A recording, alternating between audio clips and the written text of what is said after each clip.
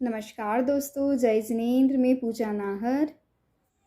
मैं आपको हल्दी से खांसी कैसे ठीक करें, चाहे सूखी खांसी हो या कफ वाली खांसी हो, दोनों ही खांसी में असरकारक नुस्खा है।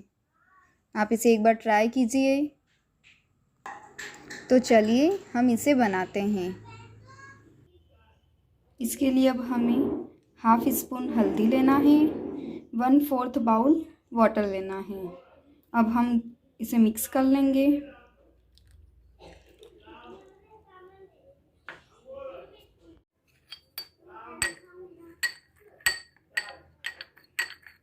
इस तरीके से हमें मिक्स कर लेना है। अब एक बर्तन लेना है, हमें इसे गर्म करने रखना है। हम इसे गर्म करेंगे, 30 सेकंड के लिए हम इसे गर्म करेंगे। गर्म हो चुका है और इसमें इस घोल को डाल देंगे और गैस बंद कर देंगे। अब ये हल्दी तैयार है हमारी। हम इसे एक बाउल में निकाल लेंगे।